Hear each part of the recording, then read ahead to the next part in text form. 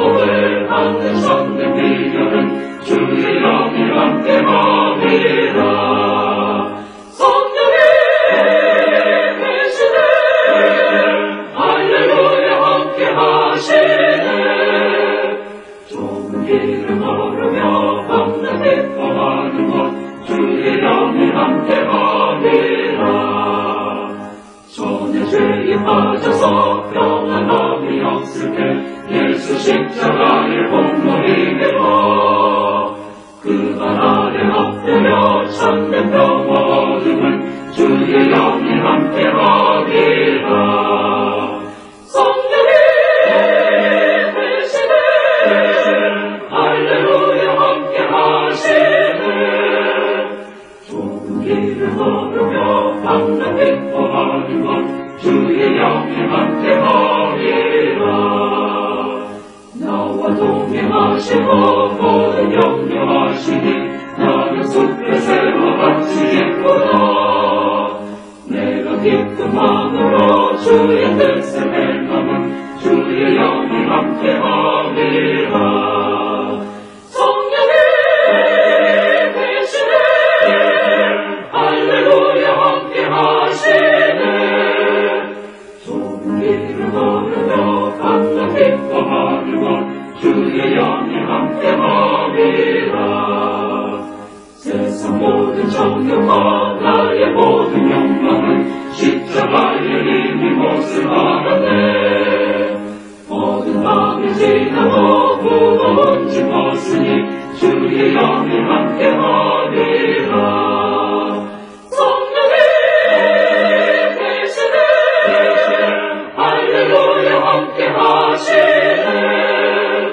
좁은 길을 걸으며 밤낮 기뻐하는 것 주의 영이 함께함이라.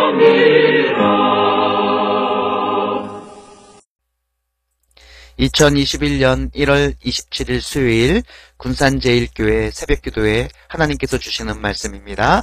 1월 27일 수요일 새벽기도에 하나님께서 주시는 말씀입니다. 사도행전 7장 17절에서 29절까지의 말씀입니다.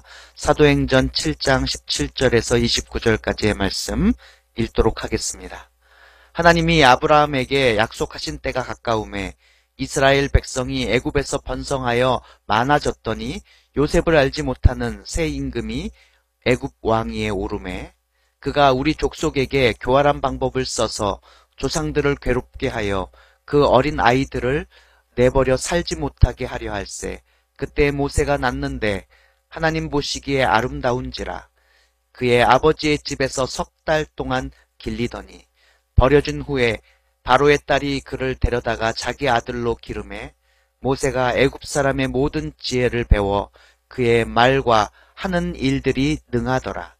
나이가 40이 되매 그 형제 이스라엘 자손을 돌볼 생각이 나더니 한 사람이 원통한 일을 당함을 보고 보호하여 압제 받는 자를 위하여 원수를 갚아 애굽 사람을 쳐 죽이니라. 그는 그의 형제들이 하나님께서 자기의 손을 통하여 구원해 주시는 것을 깨달으리라고 생각하였으나 그들이 깨닫지 못하였더라. 이튿날 이스라엘 사람끼리 싸울 때 모세가 와서 화해시키려 하여 이르되 너희는 형제인데 어찌 서로 해치느냐 하니 그 동물을 해치는 사람이 모세를 밀어뜨려 이르되 누가 너를 관리와 재판장으로 우리 위에 세웠느냐. 내가 어제는 애굽 사람을 죽임과 같이 또 나를 죽이려느냐 하니 모세가 이 말 때문에 도주하여 미디안 땅에서 나그네 되어 거기서 아들 둘을 낳으니라. 아멘. 오늘 주시는 사도행전 7장 17절에서 29절 말씀을 묵상하면서 하나님께서 하십니다 라는 제목으로 말씀을 증거하도록 하겠습니다. 스데반 집사가 복음을 전하면서 구약의 내용들을 언급합니다.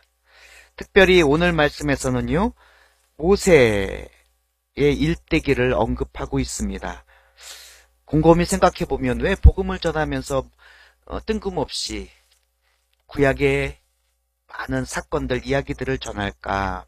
왜 예수님을 전하기보다 구약의 많은 일들을 전할까? 곰곰이 생각해보면 다 이유가 있는 것 같습니다. 첫 번째 이유를 꼽아보자면 이렇습니다. 구약과 율법에 정통했던 그 공회원들, 유대인들에게 모세의 이야기를 들려주면서 그 모세의 이야기를 통해 예수님이 하신 그 사역을 알리고 싶었기 때문이라 생각됩니다. 그리고 두 번째 이유가 있습니다. 모세를 통해서 자신이 지금 스데반 집사 자신이 구약의 율법이나 그런 것들을 부정하거나 반대하고 있지 않음을 말하고 싶었기 때문이라고 생각합니다. 특별히 스데반 집사는요, 하나님께서 아브라함과 맺은 그런 언약의 성취의 그때뿐만 아니라 애굽 바로에 의해서 핍박받던 시절에 일어났던 모세의 출생 이야기를 지금 꺼내고 있습니다. 그리고 이 모든 일, 이 구약의 과거의 사건이었던 모든 일에 하나님의 때가 있음을 강조하고 있다라는 것이죠. 하나님이 아브라함에게 약속하신 때, 그때에 모세가 났다라고 말씀하고 있는 거예요. 하나님의 때를 강조하고 있다라는 것이죠. 모세가 애굽의 왕자로 살았던 이야기, 그리고 모세가 40세가 되었을 때 백성을 인도해야겠다라는 그런 마음이 갑자기 들었던 그런 이야기. 그리고 자기 동족들을 화해시키고자 했는데, 그리고 왕자의 신분을 벗고 도주의 삶을 살아야 할 수밖에 없었던 그런 모든 이야기들, 그 구약의 역사를 바로 하나님께서 구원의 역사로 이루기 위한 모든 하나님의 순간순간의 계획이었고 그 계획의 성취였다라는 것을 보여주고 있는 것이죠. 굶주려서 어쩔 수 없이 애굽에 갔는데 하나님께서 그 애굽에서 이스라엘의 족속들을 폭발적으로 증가시켰던 이야기. 모두가 아이가 죽어 나가는 상황 가운데서 한 아기가 살아났던 이야기. 그리고 그 한 죽어갈 수밖에 없는 아이가 살아나서 모든 백성을 살려나가는 그 이야기. 그게 바로 다 하나님의 구원의 역사였다라고 말하고 있는 것입니다.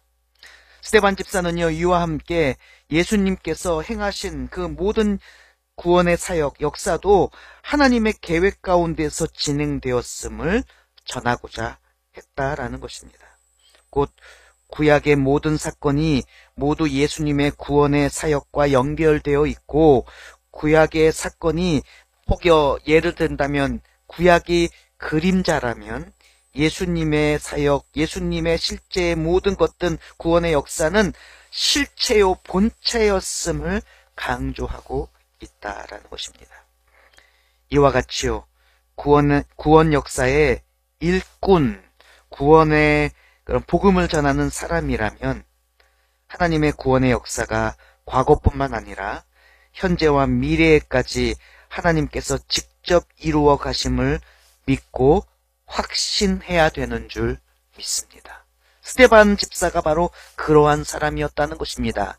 지금 현재 자기가 맡고 있는 집사로서의 그 사명을 감당할 때 그는 현재만 바라보지 않고 과거에 있었던 모든 사건들, 구약의 말씀의 그런 언약들이 다 구원의 하나님의 계획의 일부였을 뿐만 아니라 현재 하나님께서 이루어 가시는 예수님을 통해서 이루어 가시는 구원의 그런 역사도 하나님께서 이끄시는 것이고, 그리고 앞으로 하나님께서 수없이 많은 하나님의 일꾼들을 통해서 이루어 가실 그 구원의 역사도 동일하게 하나님께서 이끌어 가신다라는 모습을 지금 스데반의 입술을 통해서 증거하고 있는 것입니다. 오늘 우리의 삶도 마찬가지입니다. 하나님께서 지키시고 이끄시는 줄 믿으시기 바랍니다.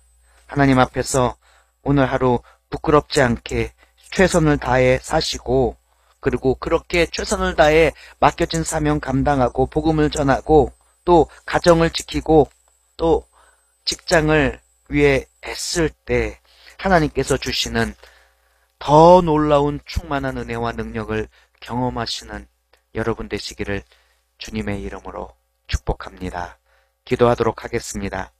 사랑이 풍성하신 하나님 아버지, 오늘 스데반 집사가 전하는 그 말씀을 묵상하였습니다. 이 말씀을 묵상하면서 스데반이 얼마나 하나님의 역사하심에 확신이 있었고 그 역사의 증인으로서 열심으로 살아왔는지를 깨닫게 됩니다.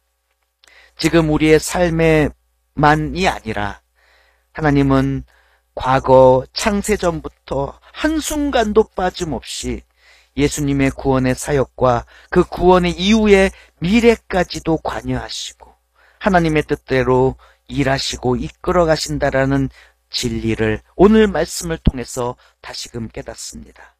오늘 하루도 하나님의 자녀요, 주님의 종들로서 하나님과 함께, 주님과 함께 하나님의 구원의 역사에 충성되이 동참할 수 있게 하여 주시고 그때 부어주시는 놀라운 평안과 은혜도 충만히 누릴 수 있는 우리 모두가 되게 하여 주시옵소서.